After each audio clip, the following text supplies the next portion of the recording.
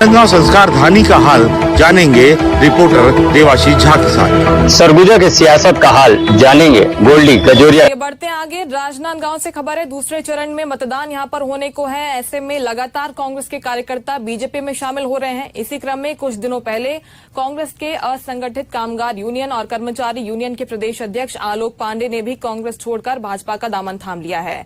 इस दौरान आलोक पांडे ने कांग्रेस की कार्यशैली और कांग्रेस की सनातन धर्म विरोधी नीति को जमकर कोसा और कहा कि कांग्रेस सनातन और राम भगवान के विरोधी है। इसके साथ ही कांग्रेस के बड़े नेताओं की उन्होंने कमियां गिनाई।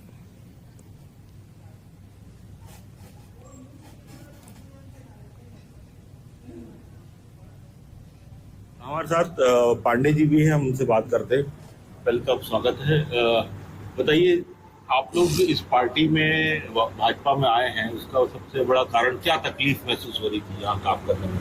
हम लोगों ने लगातार 15 साल जब विपक्ष में रहा तो विपक्ष के समय हम लोगों ने अपने पैसे लगाकर अपनी क्षमता अपने लोगों के साथ संघर्ष किया।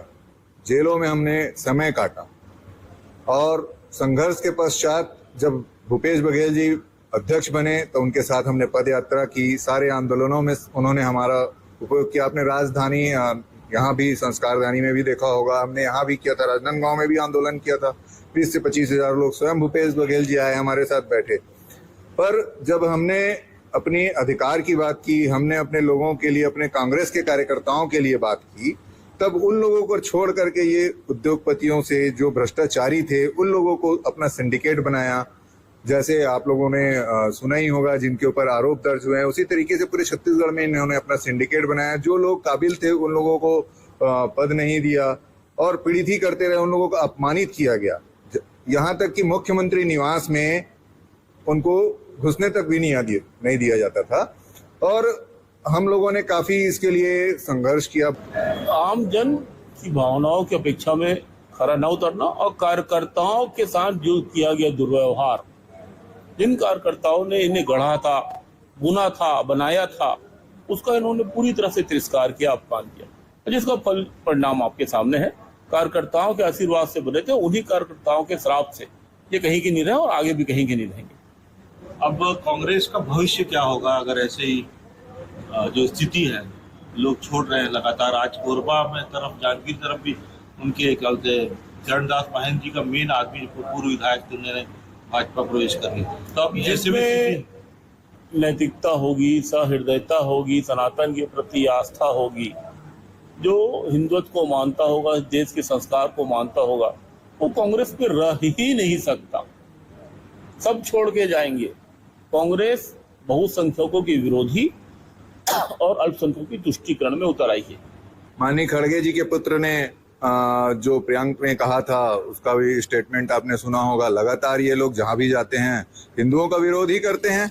और मैं तो पूरे छत्तीसगढ़ के नहीं, पूरे देश के हमारे साथियों से, क्योंकि मैं मजदूरों का, कर्मचारियों का प्रतिनिधित्व करता हूं, उनके लिए संघर्ष करता हूं। प्रधानमंत्री जी ने राम मंदिर बनाकर हमारे हिंदू धर्म के आस्था का प्रतीक स्थापित किया है। ये एक बहुत बड़ा उपकार है और आज सारे देश के लोगों को, राजनांदगांव के लोगों को प्रधानमंत्री नरेंद्र मोदी, संतोष पांडे जी को कमल फूल पर वोट देकर इस उपकार को उतारना चाहिए और नरेंद्र मोदी जी को आशीर्वाद देना चाहिए। पूरी जनता को फिर से प्रधानमंत्री बनाने के लिए संतोष पांडे जी को सांसद बनाना चाहिए। ये भी हम बात कर रहे थे, दो ऊर्जावान नेता हैं जो छत्तीसगढ़ से हैं और अभी भाजपा प्रवेश किए हैं। इनका भविष्य क्या होगा ये तो भविष्य तय करेगा। चंद्रशेखर शुक्ला जी और पांडे जी को पहले तो बात करने के धन्यवाद। एशियन न्यूज से देवाशीष, राजनांदगांव। और फिलहाल वक्त एक छोटे से ब्रेक का, बने रहेगा आप, जल्द लौटेंगे।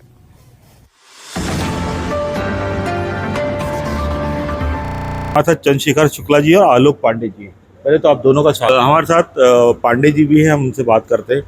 पहले तो आप स्वागत है।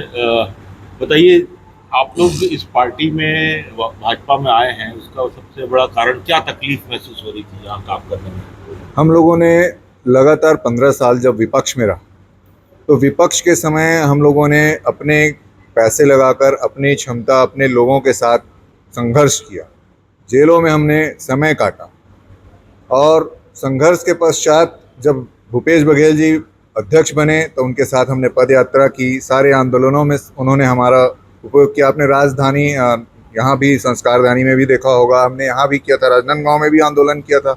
20 से 25 हज़ार लोग, स्वयं भूपेश बघेल जी आए हमारे साथ बैठे। पर जब हमने अपनी अधिकार की बात की, हमने अपने लोगों के लिए, अपने कांग्रेस के कार्यकर्ताओं के लिए बात की, तब उन लोगों को छोड़ करके ये उद्योगपतियों से, जो भ्रष्टाचारी थे, उन लोगों को अपना सिंडिकेट बनाया। जैसे आप लोगों ने सुना ही होगा, जिनके ऊपर आरोप दर्ज हुए हैं, उसी तरीके से पूरे छत्तीसगढ़ में इन्होंने अपना सिंडिकेट बनाया। जो लोग काबिल थे उन लोगों को पद नहीं दिया और पीड़ित ही करते रहे, उन लोगों को अपमानित किया गया। यहाँ तक कि मुख्यमंत्री निवास में उनको घुसने तक भी नहीं दिया जाता था। और हम लोगों ने काफ़ी इसके लिए संघर्ष किया, बातचीत करने के बाद भी इन लोगों ने किसी प्रकार की प्रतिक्रिया हम लोगों को नहीं दी। फिर भी हम लोगों ने चुनाव तक इन लोगों का साथ दिया। चुनाव के समय भी मैंने एक पत्र उनको प्रेषित किया कि आपकी ये स्थिति है, अगर आज भी आप इन कार्यकर्ताओं के साथ बातचीत करते हैं, इनको अपने साथ लेकर चलते हैं, तो पता नहीं इनके में क्या घमंड था, ये क्या सोचकर चल रहे थे।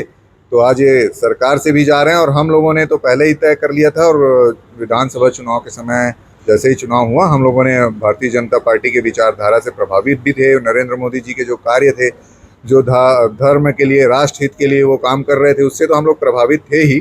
इसलिए हम लोगों ने भारतीय जनता पार्टी में प्रवेश किया। अपराधियों का, जैसे राजनांदगांव में नवाज खान का जिस तरीके से नाम आ रहा है कि जिस आपराधिक प्रवृत्ति से उन्होंने काम किया वो उजागर हो रहा है, ये जानकारी भूपेश बघेल जी को भी होगी मेरे ख्याल से, क्योंकि जिस आउट ऑफ रूल नियुक्ति हुई, जो खर्चे सहकारी बैंक में, कल ही एक प्रेस कॉन्फ्रेंस हुई है, 5 से 10 करोड़ रुपए के खर्चे होटल और घुमाने और फिराने में, जो सहकारी बैंक का मद ही नहीं है।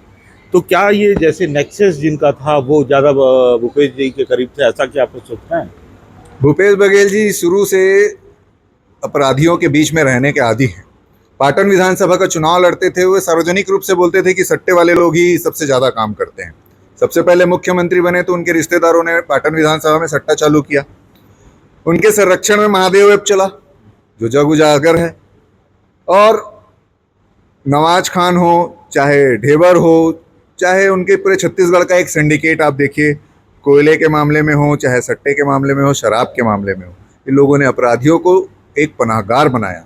उत्तर प्रदेश की महिला, जिसके ऊपर में उत्तर प्रदेश में कई अपराध दर्ज थे, उसको ला करके समाज कल्याण विभाग में यहाँ सदस्य बनाया। क्या छत्तीसगढ़ के राजनांदगांव की महिलाओं में इतनी काबिलियत नहीं थी कि उनको यह पद दिया जा सके, या किसी प्रकार से निगम मंडल में उन लोगों को बनाया जा सके?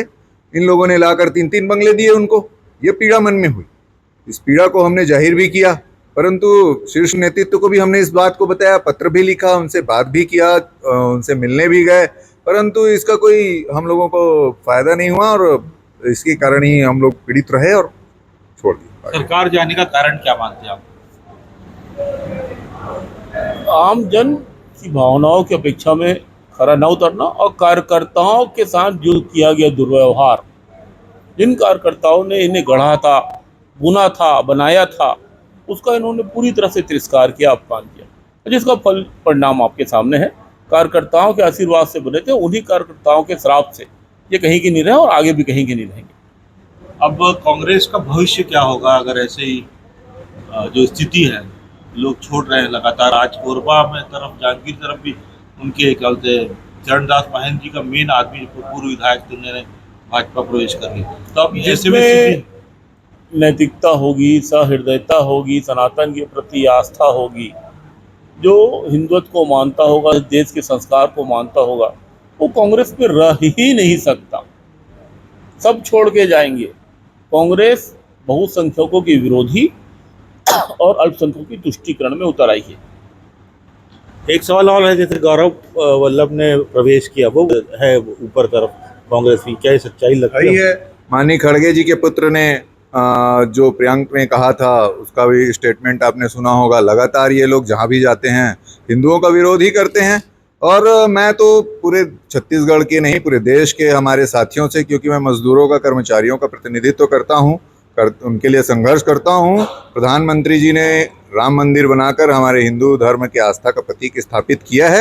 ये एक बहुत बड़ा उपकार है। और आज सारे देश के लोगों को, राजनांदगांव के लोगों को, प्रधानमंत्री नरेंद्र मोदी, संतोष पांडे जी को कमल फूल पर वोट देकर इस उपकार को उतारना चाहिए और नरेंद्र मोदी जी को आशीर्वाद देना चाहिए। पूरी जनता को फिर से प्रधानमंत्री बनाने के लिए संतोष पांडे जी को सांसद बनाना चाहिए।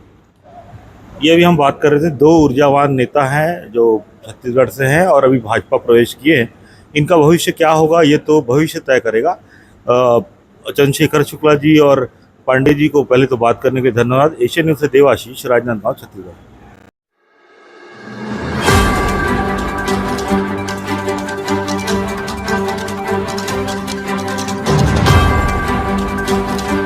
राजनांदगांव संस्कार धानी का हाल जानेंगे रिपोर्टर देवाशीष झा के साथ। सरगुजा के सियासत का हाल जानेंगे गोल्डी कजोरिया।